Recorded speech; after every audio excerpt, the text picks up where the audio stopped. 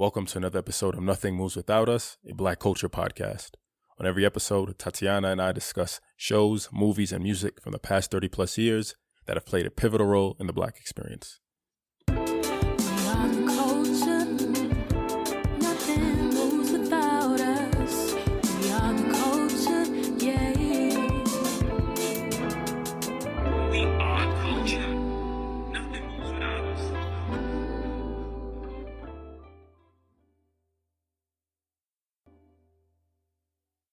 Hi, welcome back to another episode of Nothing Moves Without Us, a Black culture podcast. Every 2 weeks, Tatiana and I jump on the mic and discuss Black media from movies, films, and TV shows that we feel have been pivotal in the Black experience. Today, we're talking about Jay-Z's The Black Album, Mr. I'm Leaving, Mr. I'm Going, Mr. I'm Retiring, 2003. I'm not here. But he is here. He's here and there now, which I think is still dope. How's everything going? How's everything? Pretty good, just getting through the weeks, just thinking about the state of the country. Right. Roe v. Wade got overturned yesterday, which wasn't really a surprise to a lot of people because of the leaked notes from like 2 months prior. Right. But with that, it was, where's the action? What are our senators doing? What are our Democratic senators who have been, raising money off the back of Roe v. Wade? What are they doing to fix this, to stop this, but it's got people in a real big funk lately, which is completely understandable. It's a little depressing. I heard the news yesterday, like TikTok and Twitter, and understanding just what it means for all of the women in my life. Thinking about my niece, like she might need it. Like it's a reality. Yeah. And it's like you said, it's and it's feeling like this. Things are washed. Things are just a loss, right? Like you brought up. What are the elected officials doing? I always go back to, They're campaigning off of this. Right. Making bank. One of my boys just posted on TikTok, like Nancy Pelosi has like this $2.3 million villa and all of that. And just thinking about all the representation y'all talked about, and like in the YouTube live, I talk about representation on its own doesn't matter because who are the people representing you, and like no one not making an effort. With me, I always blame both sides. I blame the people we elect, but I also blame us socially. Like what we knew was coming within these past 2 months. Like, was there enough work that was done? And like, what could we have done? I feel like by now we have all the resources to know how to. Oh, should I don't know, man. It always goes back to this hope for me. Like when I see these big major losses, it feels like I lose a little bit of hope because I know it's a big loss to just the social culture. And yesterday also they passed. Either they passed or they knocked down like a lawsuit in New York City that would allow people to have concealed firearms throughout the country. Yeah. As long as you have like a probable cause to use it.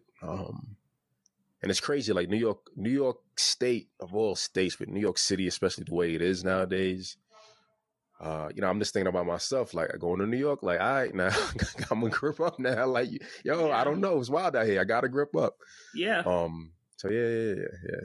It's heavy week of just bad news, and I think the craziest thing about Roe v. Wade is like there's the focus on access to people having abortions, but that also privacy, right. Because a big part of Roe v. Wade is privacy. So now, you're leaving it up to the states to make the decisions, and leaving it up to the state to make that decision means that when it was overturned, it almost immediately became illegal to have abortions in at least 22 states.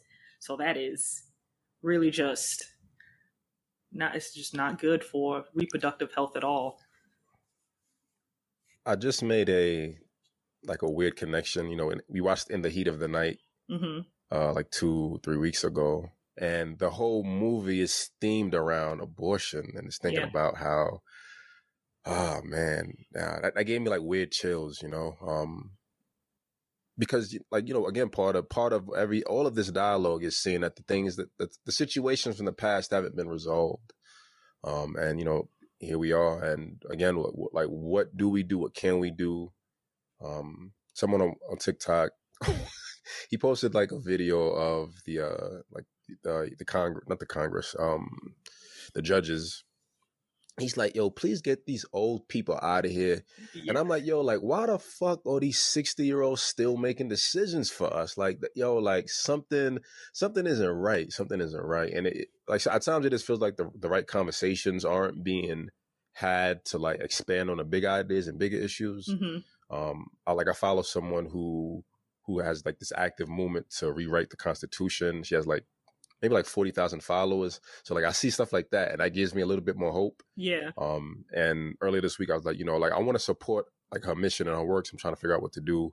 So like I'm gonna go back to her site, like sign up for the newsletter, and just do what I can, right? Like she's a lawyer, so she has that knowledge, and I could just show up and donate to support the cause, and hope that more of us think like that.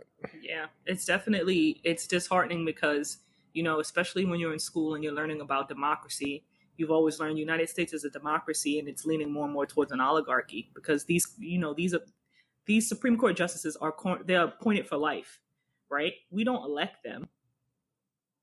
That's just not what happens. Someone picks them, a president picks them and says, okay, I want you on because you will agree with what I want. And that's pretty much what happens. And then Biden doesn't want to expand the court, which can also be a problem because then you have these votes that overturn like very, very important laws. So it's all really, I don't know, you grow up and you become so disillusioned and realize Right. It's a lot more complicated than just voting. Yeah, it's the cell of our generation. I've been talking about millennial culture a lot lately. The cell of our culture is vote or die, right? Like those are the only two options. Either you vote or you die. Yeah. So we voted, and then it was like, the cell is, I did my part, right? I did my part. Like even with Biden being elected, I did my part. We got Trump out of here. Like that was the whole rhetoric and language. Like that was the campaign, right? Like Joe Biden, get Trump out of here. That's what he needed, and it worked. Yeah. And like you said, the disillusionment. And on TikTok, someone used the word disassociation. I was talking about consumerism. And we're just disassociated and disillusioned, right? Like someone else is gonna fix this. We talked about this, I think in the last episode. Someone else is gonna fix this. I voted. They'll take care of it. I've been talking about like the bystander effect.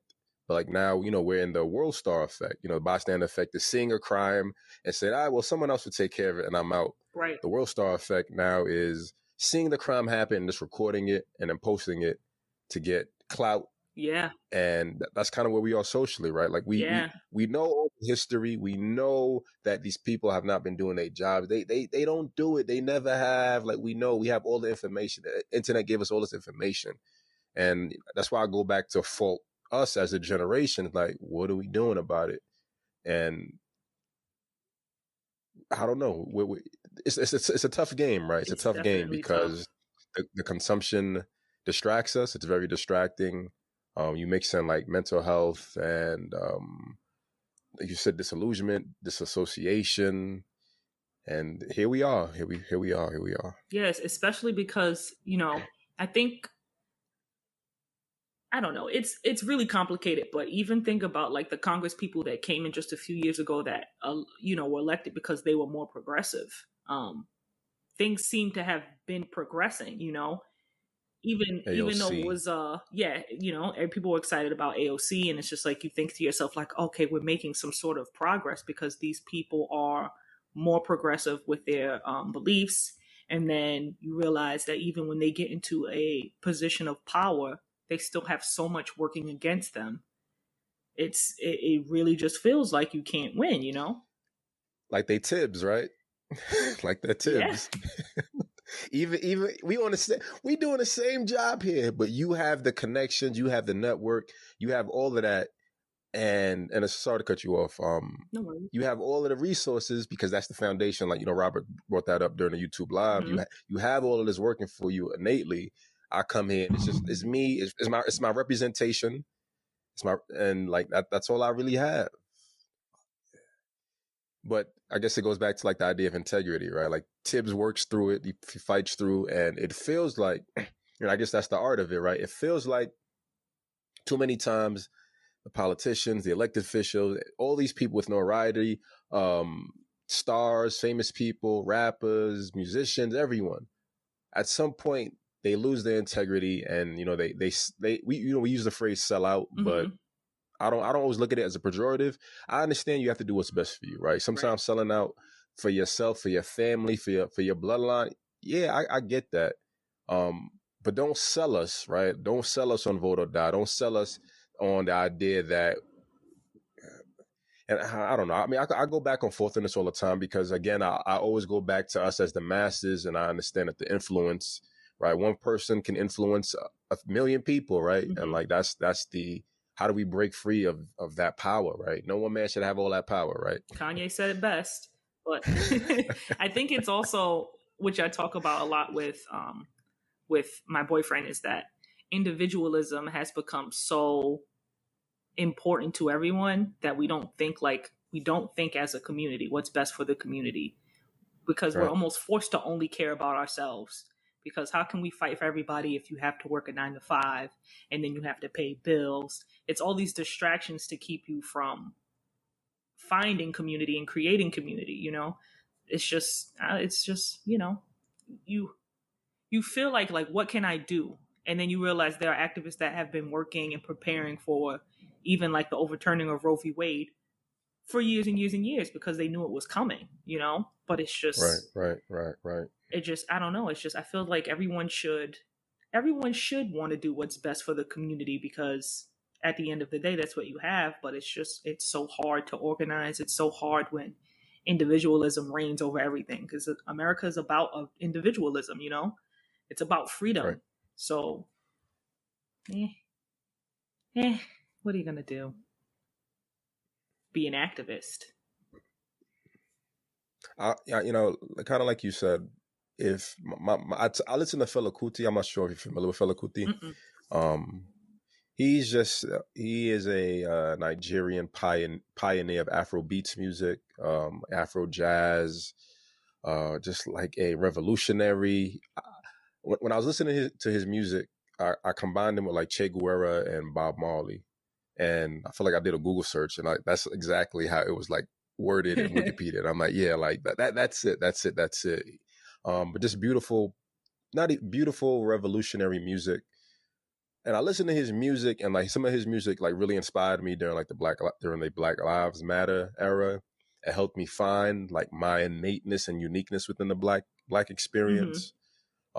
And I'm like, he inspired me, right? He inspired me. I'm one person. If he can't inspire change and growth, right, with all the songs he's written, his raw energy, if he can't inspire massive change, going back to individualism, how can I and what I do? How can any of us? Like you said, people have been working on this for years. People have been preparing for years. The doomsdayers, right? The people, doomsdayers, like in all categories, the people who be like, hey, this day is coming. I'm telling you, this day is coming. But we always just write them off like, yeah, nah, we got this, we got that, what's set. And then reality settles in. And it's just a punch to the gut. And, like I said, in these moments is when you just feel hopeless.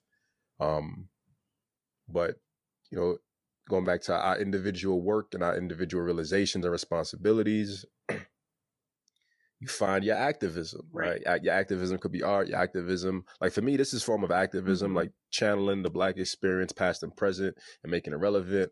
The Black Excellence Calendar. I got some other stuff I'm trying to finalize too, and everything and all things that we do, right? Like the representation matters, but identifying it, and hoping that it just inspires and keeps inspiring. I don't know. I don't know. Yeah, it's hard. I don't know. I don't have hope for the future. Yeah, me neither. At times. It's I'll be hard. fair. It's hard. And then I just, one of my friends sent me a link about how at some point Earth is going to get its own ring, like Saturn, but it's just going to be space garbage. I was like, wow.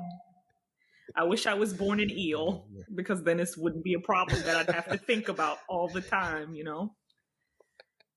Eel specifically, or that was just the first thing that came to mind? Specifically an eel. I mean, I don't know what they do all day, but it doesn't seem as bad as, you know, having to go to work and then think about space junk. So. Oh, man. You want to transition, or you want to do a bit more of the opening topic? Oh, let's just go. Let's talk about Jay-Z's The Black Album. All right. Let's go. Yes, I'll tell you a little bit about it. It was his 8th studio album.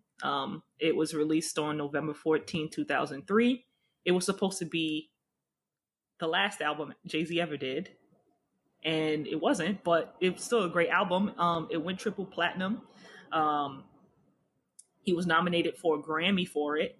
He lost to The College Dropout, which is understandable, I guess. Right. He collaborated with tons of producers for this album, like Eminem, Pharrell, Rick Rubin, Kanye West. I think it was DJ Quick. So many. It was like I think every song had a different producer. I think except Kanye comes up twice.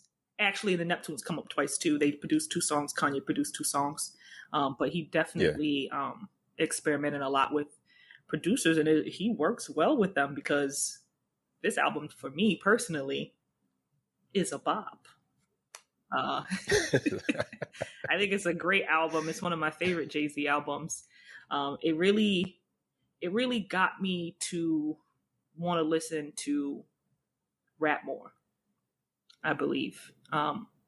Because I think when I was a specific part of a specific timeline of rap, or like just rap, a little bit of everything. So, like, as a kid, I didn't listen to much rap. I wasn't really like allowed to listen to that much rap either, because of the cursing. My mom's like, that's too much cursing.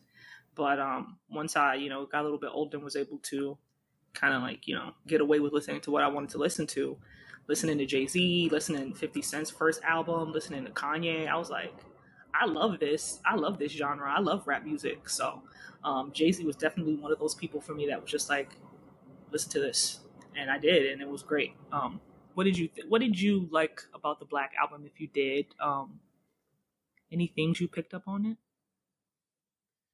I'm glad I went back to this. There was a period of time where Jay-Z's music wasn't on Spotify. It was only on Tidal. Like, I purchased Tidal when it first came out to support, but it just like they just weren't keeping up with it, and I was like, all right, so I'm moving on from it. So I think maybe 2 years ago on his birthday, maybe 2 or 3 years ago on his birthday, all the songs came back on Tidal. I have some of it like downloaded also, but I'm glad to go back to this. Like, I've gone through his. Sometimes you just he is the like my number one artist of all time, just because I've seen his growth and journey. And, it forms that personal bond of connection of, me going through my life, evolving, seeing him go through his life and evolving, using him as inspiration. And, listening to this kind of took me back to like being in college, freshman year, like this conversations with like friends when like the friends you grew up with, and it's like the energy and excitement you had behind it. And listen, like going through it, I'm just like reliving those moments, like the Threat, me and my boy Drew, just like get hyped about it. I love the producer. I never really, maybe I haven't really thought about the uniqueness of the producers and the unique different themes. Like every track is just like its own different genre of like subgenre of rap when it comes to production. Lyrically, it's just like a breath of fresh air, like going back to just like true rap, raw lyricism and double entendres and all of that. it was a good reintroduction. All of that to say, it was a good reintroduction. And granted, last year we did 444, and last year on this podcast we did 444 and written testimony. But that's old, it's different, it's less lyrical. This is like, to me, this is Jay-Z at his peak, like really Jay-Z at his prime, with him like bowing out, like what's that phrase? Like leave on a high note, right? Like this was the high note. If he never rapped again, I'd been like, I get it. You're good. Yeah, definitely. I love this album, pretty much from top to bottom. And I think being able to listen to it again, picked up on more songs that I kind of maybe glossed over. Like I didn't really ever listen to like Allure, and then I listened to Allure again, and I was like, damn, this is good. So I think it's Allure. That's just how I pronounce it, Clifford. No, I'm not trying to knock. Look, I'm not trying to knock you or play you. I'm just saying, like, this. Sometimes I say shit wrong, and I hope people. Matter of fact, so on the last episode, I kept saying Chief Gillespie, and then you said it. You was like Chief Gillespie, and I'm like, damn, she was right. Why she didn't tell me this whole time? Like that's my mindset on it. I'm not trying to knock you. I'm just saying, like, this is like, if I'm not saying it correctly, just put me on, and I'll do the same. It's not me trying to get. I know. I didn't think that you were saying Gillespie wrong. I just thought that's how you said it, because I get teased a little bit for how I say words. So I knew Allure was gonna. Okay. I knew Allure was the word that was gonna fuck me up today, because I was like, if I say Allure, got it. Someone's gonna be like, why is she saying it like that? But I get like sometimes I'll say terrible or horrible a certain way, or even Wednesday, and people will be like, why you talk like that? I like Wednesday. I like Wednesday. She said Wednesday. I like that. But yeah, so I always say it like a little bit different. So I tried to say it a certain way, but I don't know. Allure. It's all good. It takes Allure. A lot of effort on my part. I don't think my face moves that way. I get that. That's what it is too. There are a few words that I can't. I just can't say. Like I used to have an issue saying Nicaraguan. Like I couldn't roll that out. And there's some other words that I just can't. I can't remember right now, but I just don't. I can't flow them out. But anyway, capacity used to fuck me up. I used to say capacity, but that's because I was young. But Allure, I listened to Allure, and it was ended up being one of the songs I like listening to the most. I had to like repeat it a bunch of times because I was like, ooh, I like this. But yeah, I thought it was a great album. Yeah, I like that it is. It's reminiscent of what rap albums used to be. Predominantly, it's really just the artist, right? Like really showing your artistry, really showing your capability and your skill to be on 16, 20 different tracks and just produce.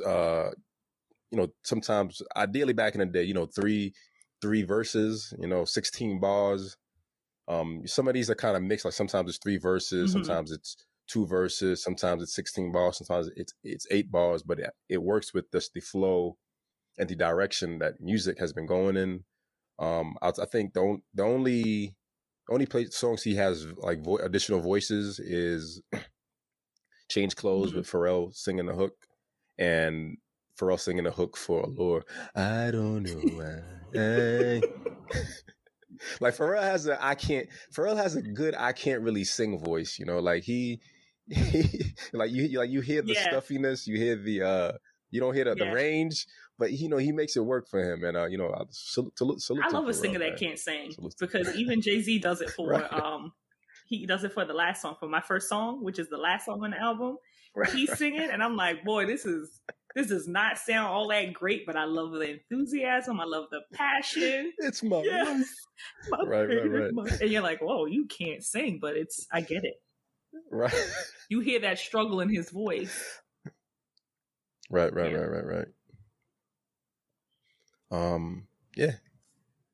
But you want to talk about that first song on the album?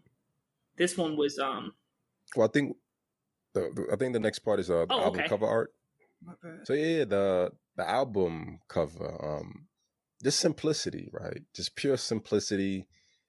I think I've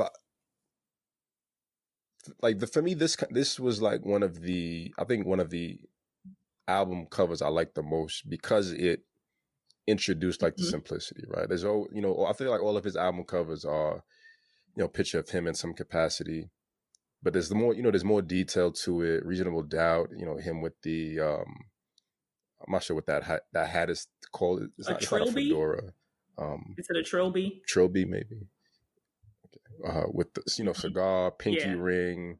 You have In My Lifetime, where it's just like him reaching in, about to get the click clack. You got the Hard Knock Life, et cetera, et cetera. And the Black Album is just like, like, you don't need to see me. I'm out. Like, I'm out. It's over. And I love that. I really love that. And it's literally just, you're right. It's effortlessly cool, because with other album covers, it's kind of like, that effort, that specific kind of look you're trying to get across. With this, it's just simply Jay-Z on the front cover. You're, like you said, holding his hat, the brim of his hat, and it's completely black. So it doesn't distract you from anything. So I definitely like the cover. I think it's cool. Yeah. Very plain, but like it says a lot to it at the same time. It's just focused. Right. It's like time to get to work. Definitely, I guess it came out in 2003. I can't really think of like how significant of a year that was for everyone across the board, but I do know that with that album, like it was on Obama's, like it was something that Obama referenced like more than once. This album, so it's definitely around the time where he was running for president. It's also, he was nominated for a Grammy for it again, and he was put up against Kanye, who was like one of his close friends at the time. And it was his last album, or it was supposed to be his last album of all time, and he did a tour after that. But as we know, he continued to make music. I'm thinking like, I think I'm just thinking of 2003, because I think it was a junior in high school at the time, or a sophomore in high school.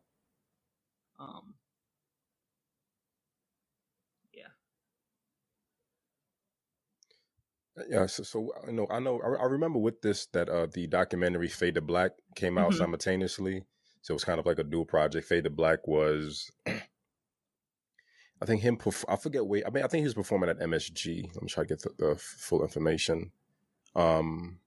It's just 2004 documentary, actually. So Fade to Black was 2004 documentary, like documenting the process of making the Black Album. And I think like with that, I know what was really going on with him in terms of the significance of the time. So, that was him, saying retiring on one hand. I think on another level, saying like F the game, like I've done enough, right? I've done as much work as I could. I reached the height of success, so it's kind of time to dip. That was the falling out with Dame and Biggs and like that whole Rockefeller team. Respectfully, you got too much Harlem dudes in there, and they started. Oh my gosh, it's true though. That's how we present that. At the end of the day, I feel like that's just what it is, right? Like, at the end of the day, you're gonna ride with your burro. Yeah. I get it. But yeah, I feel like he took the stories that I've heard and remember was that Jay-Z went like on a vacation. And he came back and like Cameron was like executive president and all of this and all these different roles. And he was like, all right, like y'all doing too much. It's time for me to head out. That's the, like around that time he became president of Def Jam, I believe also. And like that wasn't really working out. Like he wasn't a good president. He had tension with like Joe Budden, LL Cool J, a bunch of artists because he wasn't allowing them to step out. And I had the realization that, great rap, like everyone has a good lane. Everyone has a lane.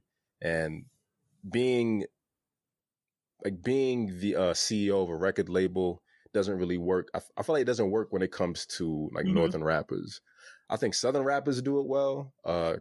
Cali rappers do it well, but it doesn't work up north. I think there's too much ego for up north artists that managing other artists, their timeline doesn't work because you're inserting what works for you. Because do what I do, right? Like, and if you're not doing what I do, then like you're not gonna eat, because I know what's best because I'm Jay-Z, which I get, but it's not good for the game. The game needs diversity, and he realized that. He steps down. He transitions into Rock Nation and everything else. Do you think that has something to do with like the difference with New York rap is like different from borough to borough? Because you did kind of hint at that. Yeah, I feel like there's less. All right, I'm gonna trace. I'll make this simple because I'll ramble.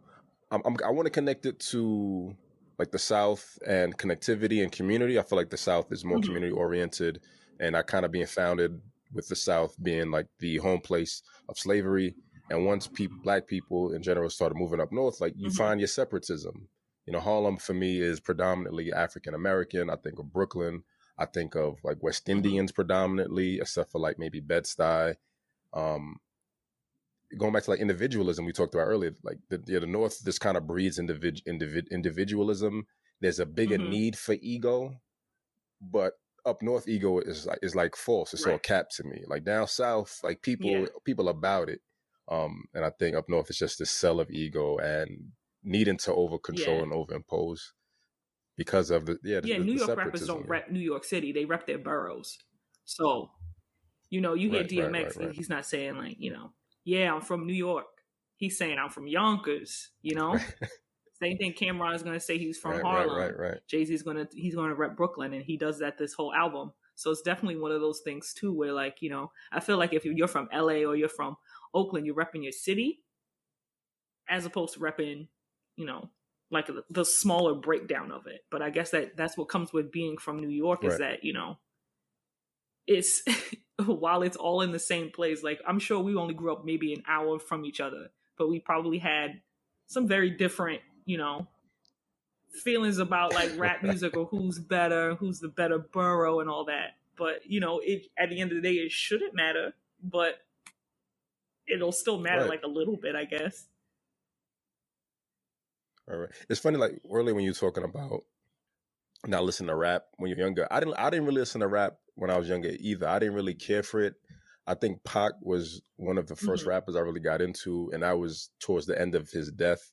I remember one of the first rap songs I really liked was Domestic Violence by RZA.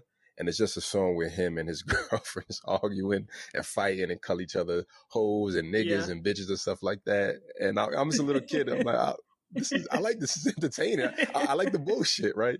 But then I used to like Memphis Bleak more than Jay-Z. I'm like, I like Bleak because he's young, he's hungry, and I kind of resonated with him. Then I started listening to Jay, and I was like, I gotta switch over. But it's just funny how New York City is so small and so divided a lot of the time, especially when it's borough by borough. Because you even think about like people count on Staten Island all the time, and that's where Wu-Tang Clan is from. Right, and that's like that should just be hit, right? Like, LL Cool J has Rock the Bells. It's like this organization when they do concerts, and they're doing a show, I think in like August in New York, August or July, and they have rappers from every borough, but they don't have anyone from Staten Island. I'm like, yo, you couldn't get like Wu-Tang anything? Just something weird I was thinking about just because you brought up like Wu-Tang and Staten Island, just like who else but them, right? Yeah, like, people always forget about them. Staten Island and that there are Black people on Staten Island. I'm guilty of doing that too. I'm gonna be honest. It's so funny because last year I went on vacation. I went to Jamaica, and I happened to get sat at a table with these girls from Staten Island, like these two Black women from Staten Island. And when we were like talking, I was like, "Oh, where you guys from in New York?" And they're like, "Oh, we're from Staten Island." I was like, "I didn't even know they had Black people over there." And she was like, "Are you serious?" And I was like, "Yeah, sort of." But of course, we're everywhere. Why wouldn't they be in Staten Island? I didn't know. Right. But yeah, apologize. But let's talk about the first track versus the last track now, right? And so the first album, first song on the Black album is December 4th, which is produced by Just Blaze. And it's called December 4th because that is Jay-Z's birthday.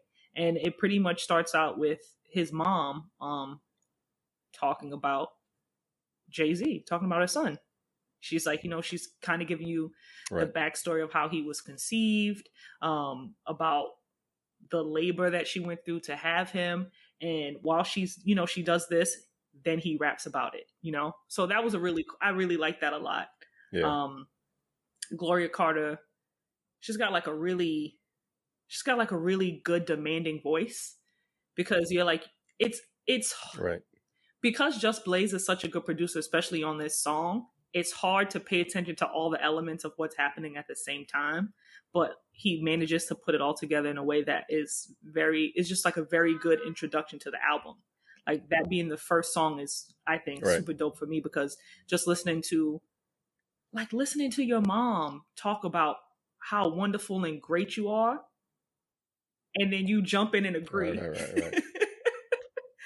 Like she's she's like his biggest, hype man, you know what I'm saying? And then he comes in and he's like, right. Yeah, she's actually very correct about that, and let me tell you why. So that's definitely it's a super good introduction to the album, and the first song is just really good. Did you like December 4th? Yeah, it's a good Nothing Moves Without Us, a Black culture podcast, is brought to you by the Black Excellence Shop. Shop our Black Excellence calendar and journal bundle, 366 days of Black history, self-love, and personal growth. Receive 10% off your order with coupon code CULTURE at shopblack366.com. But you brought up Just Blaze's production, and the first actual track is an interlude with Just Blaze just doing like a voiceover. And December 4th starts with burn, burn, burn, burn, burn, like the king is born, right? Like burn, burn, burn, like that is like a beautiful introduction into it. And like you said, his mother, Gloria Carter, is introing and telling him, and he just piggybacks off a story. And I love the as a fan of Jay-Z's music, right? Someone who's followed his journey, you finally get a little bit of him, right? Like throughout his history, he isn't someone who's vulnerable. There's one song prior to this called "Where Have You Been," where he rapped about his father, him and Benny Siegel. They did a remix with Rel. Still Got Love for You. But outside of that, he doesn't really share himself with you. So hearing this and like hearing his story again, like hearing the king of rap, right? Hearing the story of the king of rap being born, like it's a dope way to intro it. It's a good dope, being his last album. He's just, I'm gonna share more with you, and I feel like it sets the tone for the rest of the album of him just being a bit more vulnerable, him sharing, these little small intricate details. I like the way the verses are set up. The first verse is about his early life, like his parents conceiving him. I was conceived by Gloria Carter and Agnes Reed, who made love under the sycamore tree, which makes me a more sicker MC. And my mama would claim, like, just liquid drip, right? Certain flows are just liquid drip, and I thought of that with like Notorious Thugs. Like Big's verse on Notorious Thugs is liquid drip, and I think Jay's verse, like the first verse, is like smooth like butter, like he's just flowing. It really is. Second verse is, the first verse ends with his father leaving, right? And like that just changes the whole dynamic. That's just, changes everything about his story. The second verse is him coping, adapting, and recluding from society, recluding from people. And then, he ends with Reasonable Doubt dropping. And then the third verse is him just talking about his early rap career, right? Transitioning from being a street hustler to, hustling a rap game. So yeah, I think it's a dope intro to the song, and my first song. That's like the bridge of all of that, right? It sets the tone for the rest of the album, basically. I feel, right, because it's everything in between. It definitely does. Yeah, it's everything in between. And then my first song is just recapping everything. Yeah. I think the reason also why I like December 4th so much is because it, like you said, it's a recap of his career and how he got to where he was.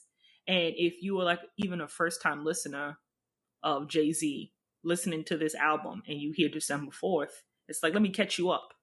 He's just letting you know everything that's going on, like step by step by step. So he's, storytelling is so important when it comes to rap music, because no matter how hard people try to fight it, rap music is poetry. Right.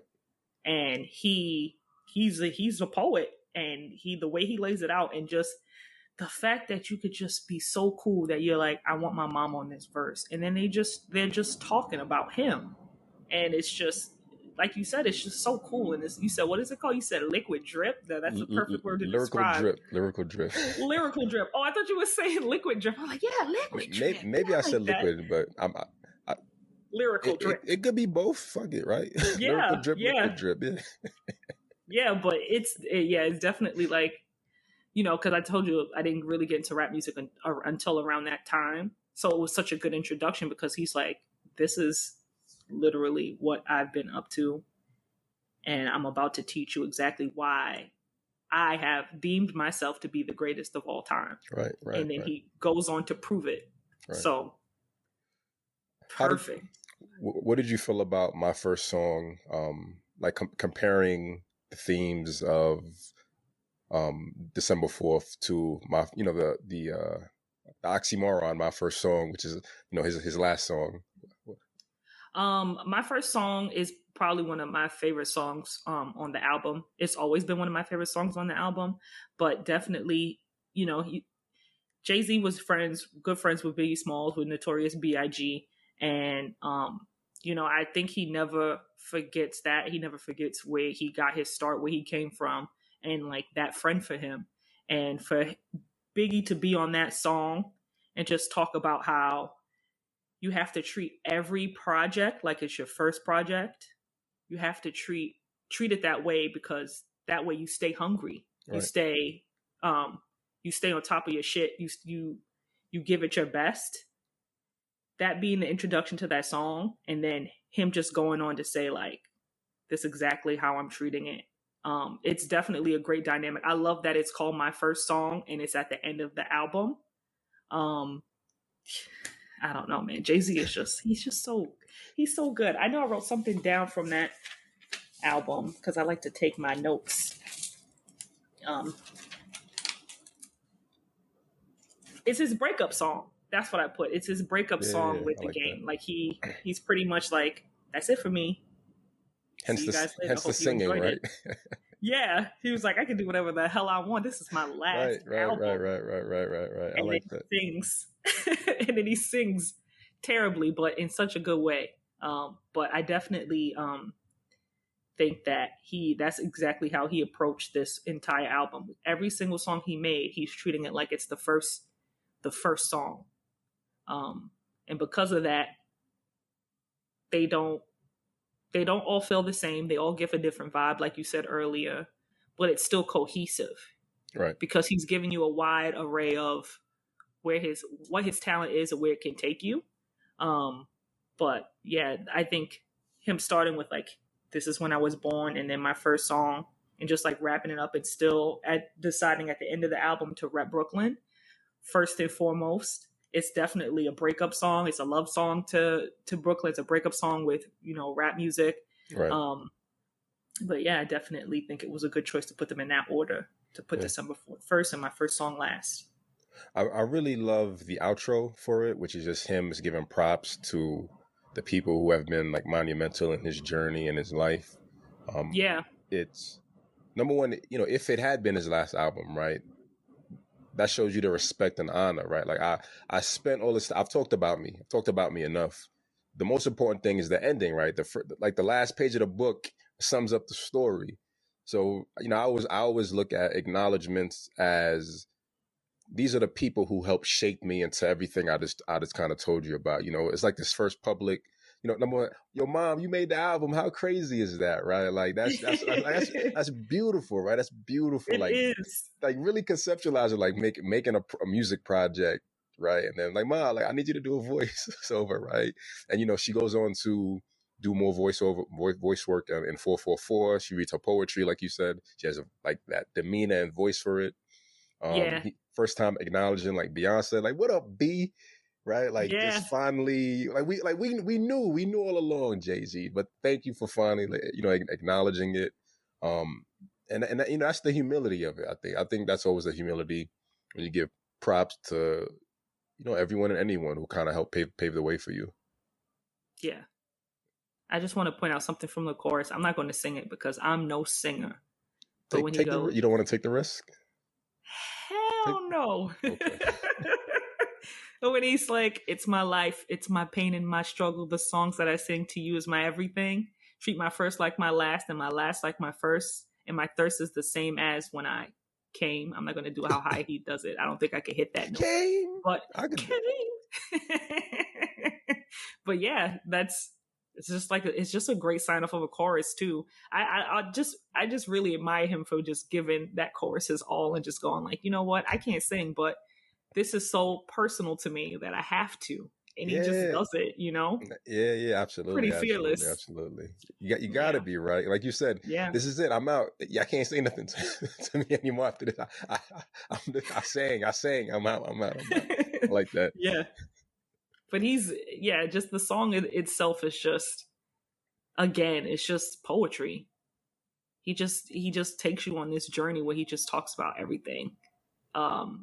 Just talks about like, what it's like to I'm sorry, I'm reading the lyrics too, as I go.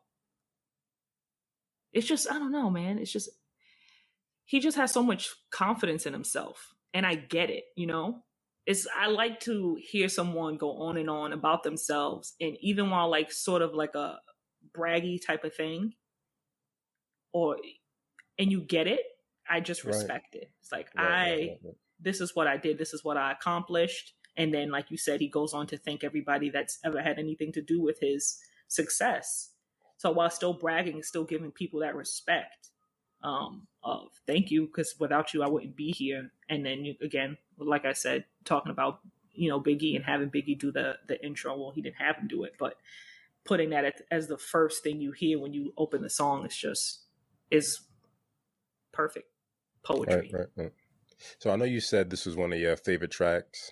Which two, if this is part of it, but which two tracks like really stood out to you in this album? Excuse me. It was hard. It was really hard to pick. Like I said, I mentioned Allure before as like it's something that grew on me because I listened to it a bunch. But I have to say my favorite two songs on this album are Lucifer, which was produced by Ye, and 99 Problems, which was produced by Rick Rubin. That song is one of my top favorite songs of all time. 99 Problems is it's just poetry. He's just so good. Everything he says is just so good. He's just so smart. And Rick Rubin really put his foot in that song. Like He even says it. He literally says that at the end of the song. Like, you crazy for this one, Rick? It's your boy. Yeah, exactly. Because he even knew, like, that song was just great. And then what was I saying? Yeah, he just talks about how he doesn't have to, specifically 99 Problems, because he's just like, I got bigger fish to fry. Like, none of this little shit means anything to me because I'm too focused for it. And he says it, I got 99 problems, but a bitch ain't one. And he really do. He just talks about how he's got bigger problems than whatever the hell anybody else could be complaining about, because he's just that good. But what was some of the songs that stuck out to you? Like, what were your two favorites? I have myself muted. I have 99 Problems also. Like you mentioned, the production on it. There's like a cowbell that comes on periodically that I love. And I mean, throughout this album, there's the production has all these little additional elements. Like when if he's rapping about a car, you hear the car engine. I forgot the other ones, but there's these other small elements where he has like these keywords that pop out, and they add the element and the sound to it. And I just kind of I love that. I love that. So the cowbell 99 Problems really did it for me. But I really love the language for 99 Problems because he's deconstructing the word bitch. Traditionally, bitch is just viewed as being in relation to women, technically female dog. I was thinking about the word bitch assness, which is, Diddy's keyword now. And to me, like bitch assness is just having that bitch-defiedness in you for whatever reason. In the first verse, he's talking about like the industry, this bitch of an industry, right? He talked Yeah. about Hot 97 radio. What is it? Radio. Got beef for radio. If I don't play their show, they don't play my hits. So I don't give a shit. So, and he's talking about Hot 97 and Summer Jam. And I learned from Star on Star Report that none of those rappers ever got paid for Summer Jam. And Hot 97 used to threaten them and say that if you don't show up, we're not going to play your records. Wow. The only rapper that I've been aware of, through this information that has gotten paid is Eminem. Mm-hmm. I think they paid Eminem like $100,000. Wow. None of the other black artists ever got paid. It be your own people. Yeah. I mean, granted, it's Hot 97 is owned by Clear Channel, which is owned by groups that shall not be named. You get canceled for that. Jewish people, right? Fuck, I don't care. I did not know that. I didn't know that until I think last year. Like he brought that up because he Star and Buckwild in the morning. Mm-hmm. So he Star drops knowledge on like all Summer Scam. How Summer Scam isn't even the 97th caller.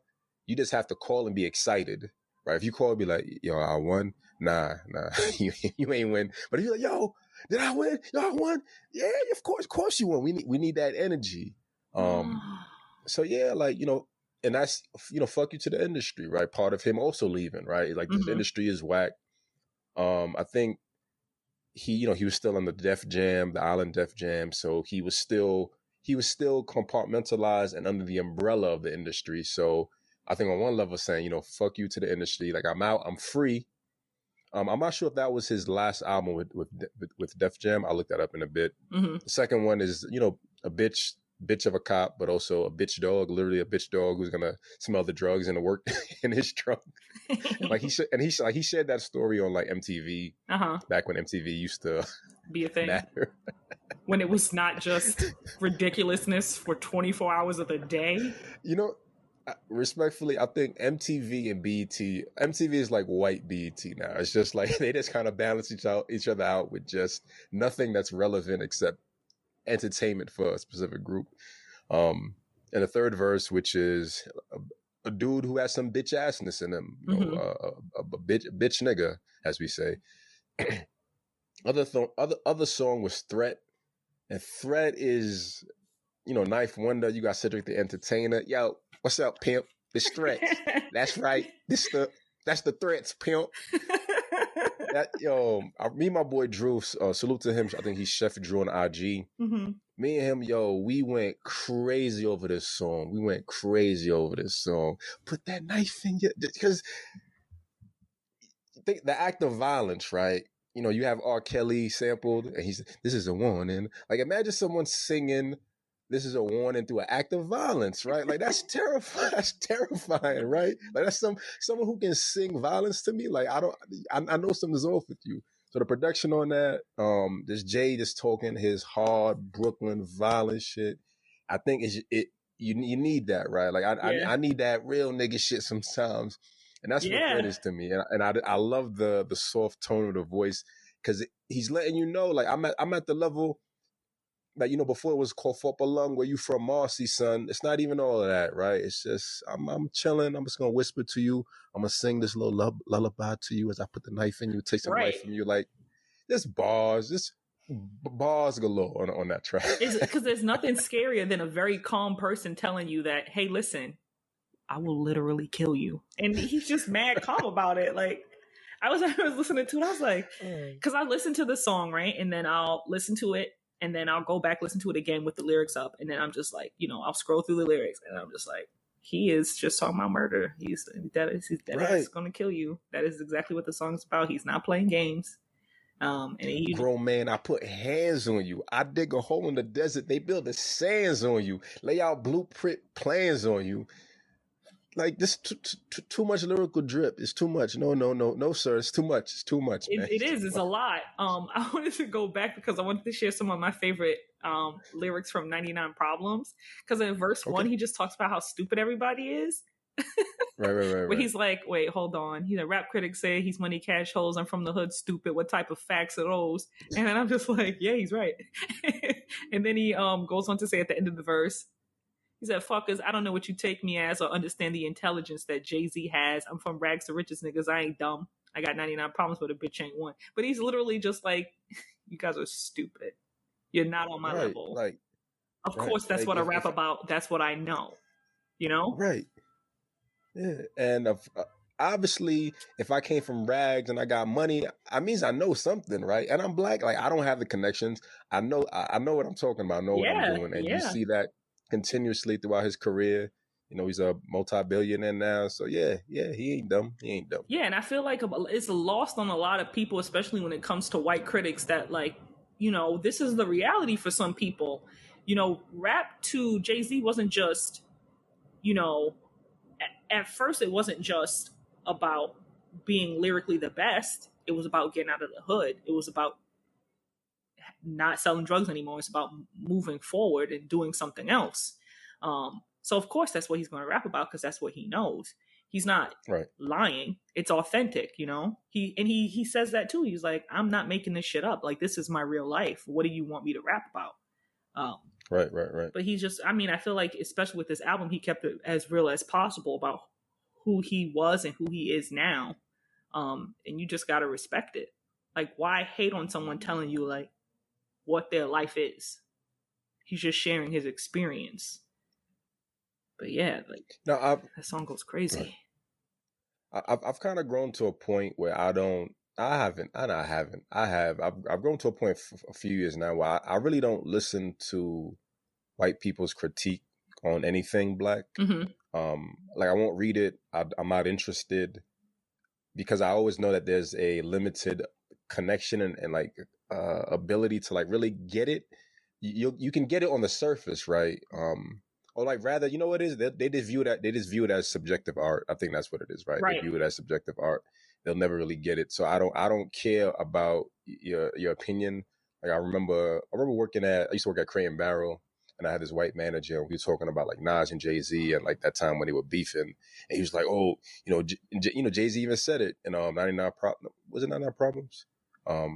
No, what more can I say, right? Mm-hmm. I'm not a biter. I'm a writer for myself and others. I say a big verse, I'm only bigging up my brother. And, you know, the people, oh, you know, he bites big lyrics. So he ever does, you know, when him and Cam had that beef, Cam had like that sample of Jay-Z stealing Big's rhymes and all that, other rhymes. And it's like, people don't understand honor, man. Yeah, at all. And like, so having a white dude be like, oh, he's a biter, he can't rap. I'm like, what do you know? What do you really know about rap? Like, what do you know? I understand you know it on the surface, Mm-hmm. but what do you really know? It's kind of like what ASAP Yams said. I don't know if you ever seen this tweet from ASAP Yams. He said it, you know, rest in peace. He said it a while back. It was, I think, April 2012. He says, I hate white hip hop heads. No offense. I just don't like y'all. Yeah. And he's just kind of like, what are you going to tell me about rap music that I don't already know, that I haven't lived already? Because I think that's one of those disconnects that a lot of people don't understand. A lot of people think just because they go in and listen to a bunch of rap music that they now become this like connoisseur of rap. And it's not just about that. It's also about lived experience. It's also about empathy. Like, all those things have to play a part in understanding rap music as a whole, you know, especially, you know, good rap music. So like, who are you to come in and say, well, I don't like this song because he's rapping about this specifically? Okay, that's not a good critique. That's not a good criticism. Like, you don't know where this man is from. Like, you have to learn to critique. You know what I'm saying? You don't have all the facts. You're critiquing an idea, you know?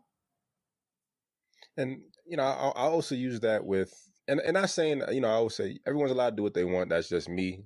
It'll be, you know, it's equivalent of men criticizing or reviewing women's album or music or content that is focused on womanhood. There's always going to be a limitation and understanding, a level of understanding. So I think this, you know, we just be mindful of it, right? And don't take it too much. Take it with a grain of salt, because there's always a limited experience that you can truly understand. Right, exactly. Like you said, you just have to be mindful, because I feel a lot of the times you just get this like really broad critique about, this is my idea of what this is, and I'm going to go based on that, without thinking you have to educate yourself in order to hold a critique that makes sense. If you don't have that back info, you don't have that education, then what you're saying is pointless. Like, who are you to come in and tell us about this when you have no idea, you have no connection to it, you know? Right. Yeah. Was there another verse or bar that really stood out to you, or any other like key verses or bars that stood out to On you? 99 Problems, or just in general? Or in general? In general? Oh, yeah, definitely. A Moment of Clarity, that was produced by Eminem. What did he say? Second verse, he says, music industry making money. Or no, he says, truthfully, I want to rhyme like common sense, but I did 5 mil and I ain't been rapping like common sense, which I think is so funny, because it's what we talk about before when you say like the whole sellout thing, where he's like, right, lyrically, he wants to rap like Talib Kweli, because that's also something he kind of says right before that line. And he says, like, that does not make money. Making rap music that he makes is what makes money. And he would rather do that to give back to his community than rap like that and not be able to give back to his community. So that's from Moment of Clarity. But that stood out to me because it's just, the wordplay is hilarious. But then it's also funny because you see where he's coming from. You're like, all right, I got it. I understand, you know, because I'm sure that's something he probably hears too, that he's a sellout because he's not doing like, you know, conscious rap or whatever. And I feel like stay in the lane that works for you, you know, like, would you want to listen to a super conscious rap album from Jay-Z if it was bad and then give him credit for just being conscious rap? But also it's also one of those things where it's like, it's also one of those things where it's just kind of like, it doesn't mean it's not conscious rap. You know what I'm saying? He's rapping about what he knows. You just have to think deeper. Right, exactly. It's like, don't think of it on a surface level, you know, get to know the lyrics. But that's definitely one of the favorite lines I had out of Moment of Clarity. That song which I was really also surprised, because I was a huge fan of Eminem when I was a teenager, and then it kind of like stopped being a fan because I was like, this guy's too much for me. But then I recently learned when I was listening today that it was Eminem, and it was super obvious that it was produced by Eminem. As soon as the song starts, it sounds like an Eminem song. So that was really cool. And a few, kind of tying into what you said about him being a sellout, a few bars down, he goes, you know, how can I help the poor if I'm one of them? So I got rich and gave back to me. That's the win-win. Exactly. And that's like, like you have to respect that, right? It's being at a certain class on a certain level, like you have limited resources. So again, you watch his journey. He lays out. If you watch the journey, you go deeper, right? You go deeper into the lyrics and understanding of what he's trying to say, and you find some inspiration to do all the things you would do through conscious rap. You just do it with him, and you make some money, right? Like, yeah, like why exactly, not? Right? Yeah. Right. Were there any lyrics for any song that stood out to you that you were like, damn, that's hard? The entire last verse for What More Can I Say? And like listening to this album, listening through tracks, I was like, you know what? I feel like Jay-Z's really he's a third verse closer. Like his third verses, just like there's a little extra punch in there. Yeah, I mean, now you know your ass is Willie when they got you in a mag for $500 million. Your ass ain't lily white. I mean, that shit you write must be illy. Either that or your flow is silly. It's both. Paint me like a pickaninny. I would like just again. This was it wasn't realistic to like pick lines but this verse really kind of stood out to me, and just the overall theme I think of third verses is offering a little bit extra more, like Jay-Z really being a closer. Yeah.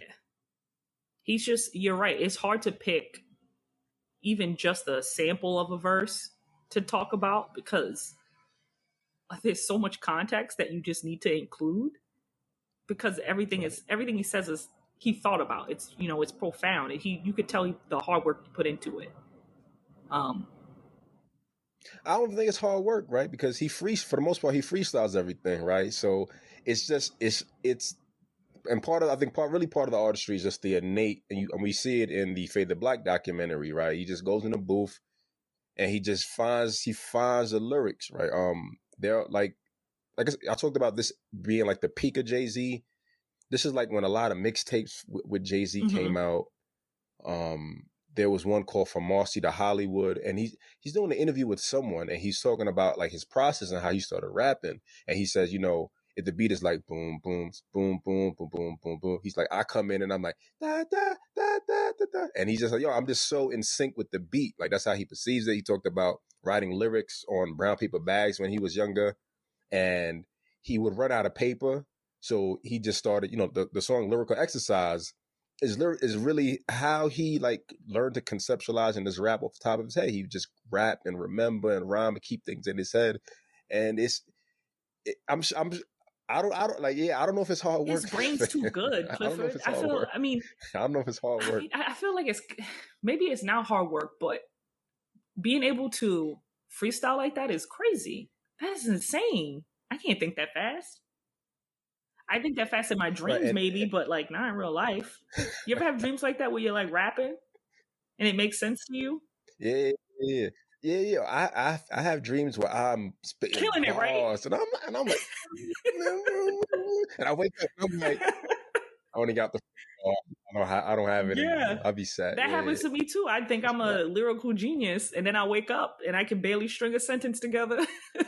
But I think I think part of that, right, is like when you sleep, you're finally relaxed, and like trying to write lyrics. Like I'm writing lyrics now. Like trying to write lyrics, trying to write songs. It's about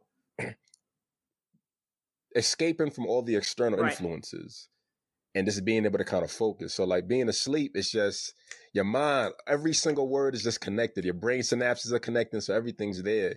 And it's just finding a way, you know, if you want to rap, maybe you want to rap. Do you want to rap in real life, Tati? Do you want to rap? No, I don't got the. Really? I feel like you having that dream about rapping is like some eternal, like you have some type of poetry and literature you want to get out, right? Maybe. I used to write short stories, but I only am ever a good rapper in my sleep. So maybe I need to check that out. But do you think Jay-Z is in some sort of dream state when he's rapping? Because the fluidity of the lyrics is insane to me. That's just insane. I've always really respected people that like could go and freestyle and it's just boom, just endless, just right bopatry, as I like to call it. Like how do you bopatry? How do you do that? That's like Tick is the Basement back in the day, right? When Tick is the Basement rappers, and granted, you know, I feel like some of those lyrics were like pre-made. I think it's really just being in the zone. Like I've had a few zones in my life. Like I used to get it a lot running, where it's just my body's just moving automatically, and I can be anywhere and everywhere. I've had some like creative zones where I'm just like focused, and knowing how to hone and control that zone, I think, is like part of artistry. So yeah, find your artistry. It's dope to hear that you used to write short stories. I used to write short stories. Nothing I've ever shared with anyone at all. But I stopped because, you know, you get the times where it's just, you had like a block, it's a writer's block. But yeah, like I respect that artistry from Jay-Z completely, because you ran out of paper and you kept going. Couldn't be me. Right. Could not be me. So next segment is, why did you choose this album? You know, definitely I'm excited that you chose it. I was glad to reconnect, but I'm really curious as to why you chose this album. This album because this is one of my favorite albums ever to listen to. Every time I listen to it, I never get tired of it. And then now re-listening to it and knowing a little bit more about it, how there was like almost a different producer for every song. You're like, that's cool. Because every song, like we said, gives you a different vibe. So I definitely picked this album because I just love Jay-Z. I've always been a big fan of Jay-Z. And this was the album that really made me listen to him more, like made me listen to him more. You know what I'm saying? Because he's just so good. I don't know. I just have a lot of respect for him as an artist because he really gave this album his all and it felt like it. And it's just super enjoyable to listen to. And like I told you, well, I didn't tell you this, but when I heard 99 Problems for the first time, I was like, what is happening? And then on top of that, you know, the even the music video for it was dope. It's a completely black and white. Right. And I don't know, Jay-Z is he's just a fucking cool dude. And I got that from that album, and it's been one of my favorites ever since. This is the first time I've listened to it in a long time, but as soon as I listened to it, like the way I felt the first time I listened to it it's the same. Like it's the same excitement. You know, when you watch a movie, sometimes if you watch it more than one time, you already know what to expect. But every time I listen to the Black album, right, to me it feels new. It feels like experiencing it for the first time. So, which means to me, it'll be enjoyable every single time I listen to it. So, yeah, I love you, Jay-Z. Yeah.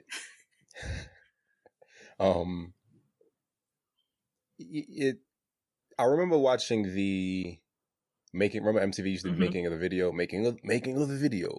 of Jay-Z's 99 Problems, and they do making a video, and then now for the world premiere, Jay-Z's 99 Problems. Yeah, it was a dope video, right? And then I think that the ending of the video was him being shot, and it signified the death of like Jay-Z, and I think he was gonna like transition to showing the world more of Sean Carter. But yeah, I think a lot of the joy, like you were talking about with listening to this, is really the nostalgia. Simpler times. Like I said, I was just in high school. No, I think I was in my first year of college. Life just felt more simple then, right? Like you get that innate joy and like I said, the nostalgia, remembering where you were and what it meant for you at that time in life. And now it's life, right? Now you're in life, life, right? And some of us are still trying to shed and kill off the old versions of ourselves that don't work. And this kind of ties into, you know, the significance the significance of this album for the Black experience and comparing it to like where we are today. I was thinking about drill rap music, which is just it's like East Coast Cali rap, right? It's like East Coast Cali rap from the 90s, gangster rap.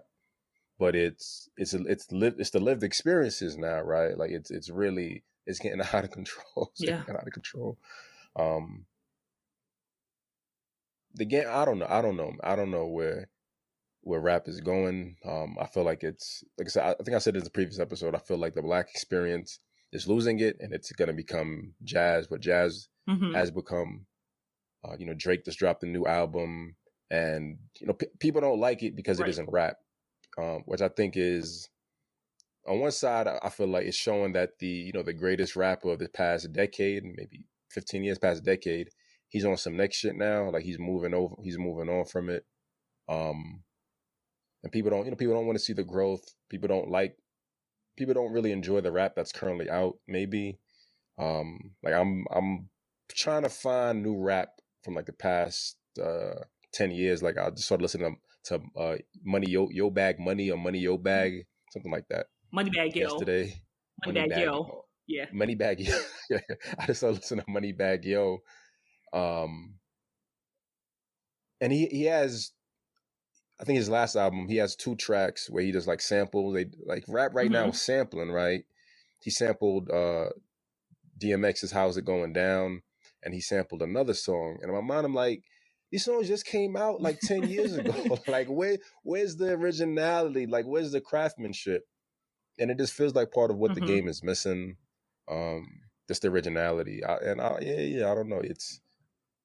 I feel like he called it right. He called it right with what hip hop would be transitioning into, and with him with 444 not Mm-hmm. winning that Grammy, it really Yeah. shifted the culture of rap. That it's not for old men. Right? There's no room for new concepts and ideas. Just give Yeah. us the nigga I shit. would implore you to listen to more female rappers. Honestly, I feel like a lot of people, a lot of they have big fan bases, but I've been listening to a lot of Doechii.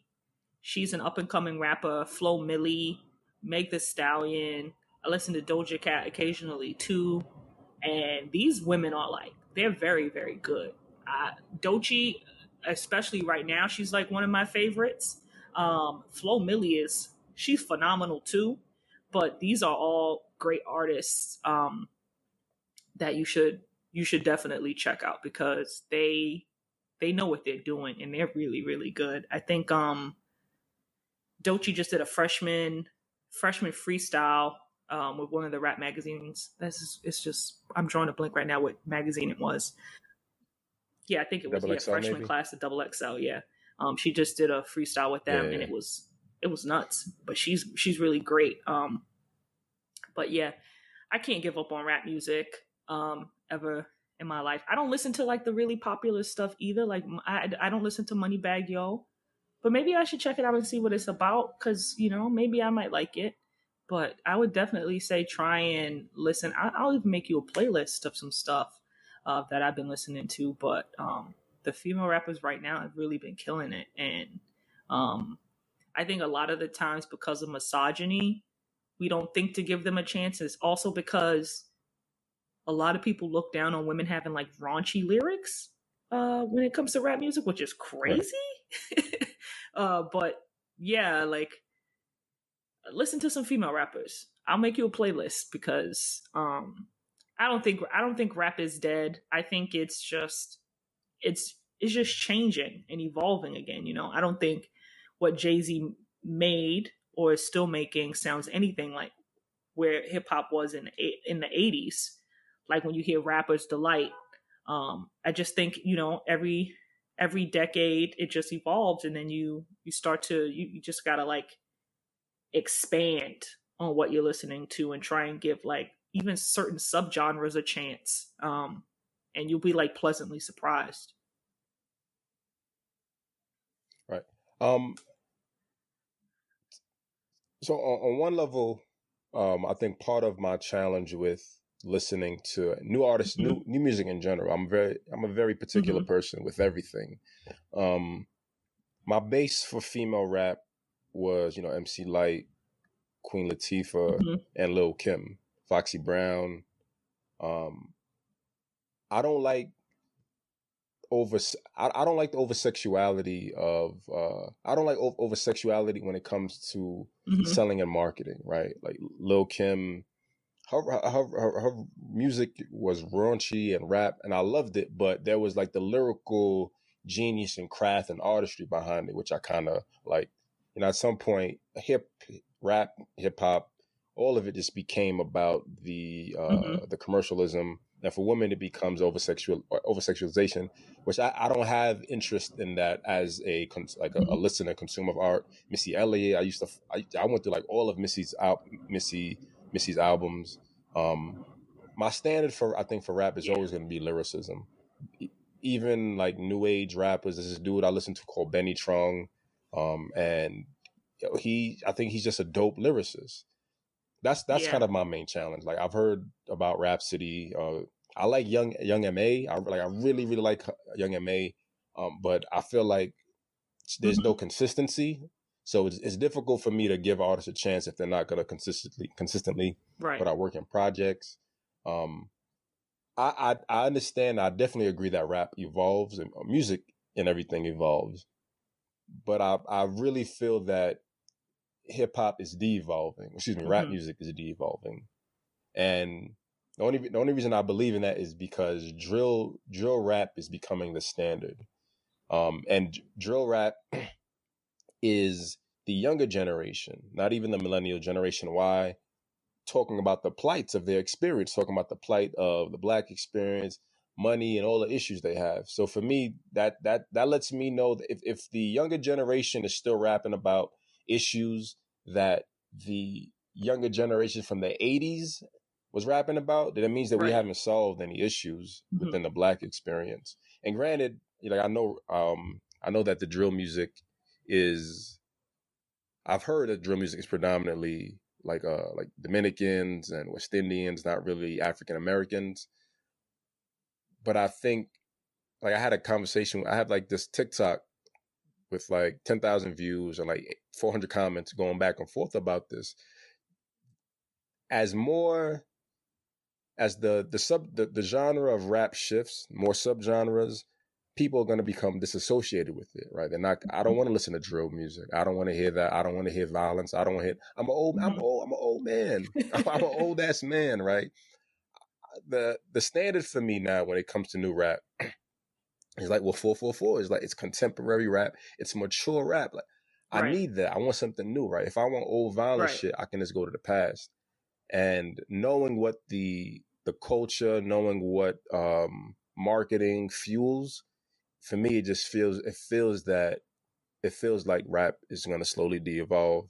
And like I said, go back to Mhm. what jazz is, right? Black people slowly start to disassociate with it, and you know, the white rappers will make a reemergence. That's like my worst case scenario within rap, unless Mhm. something drastic changes within like the next 5 years. I just wanted to touch on what you said about like Missy Elliott. She was raunchy though. Missy was raunchy, but Oh no, like she was yeah, nasty. she was nasty, and I vibe with that. But she Yeah, had the I know. lyricism. The She lyricism is a definitely standard. has the lyricism, but I also feel like sometimes because of capitalism and sex sells, that's a huge part of the reason why so many artists get so sexualized. But the lyricism is there with Megan Thee Stallion. The lyricism is there with Doja Cat. Doja Cat she's really good. Flo Milli, the lyricism is there. Doechii, the lyricism is there. So I really do think that you should give them a chance to just give them a chance, period, and like listen to them just to see if maybe you would like something. And I will say, like, you're right, like, you know, it can get a bit raunchy, but they're good as shit. They're good. They really are. All right, I'll take your playlist, but I don't. From what I've heard, Megan Thee Mhm. Stallion has ghostwriters. Like, my standard is I want your pure artistry. So that'll be my I only didn't know she thing. had ghostwriters. If it's an artist who, that's what I mean. I could be wrong also. Maybe it's just me Mhm. tacking onto my biases why I don't want to fuck with her. But yeah, I'll take that playlist, Okay. and I'll report back whenever Yeah, I'll work on we it. both get a I'll work on chance. that. All right, so thanks for rocking out with us. Our YouTube live for this will be on July 7th. We'll finalize the time and we'll post dates in advance. Yeah, that's what we got. Until next time, peace. Bye.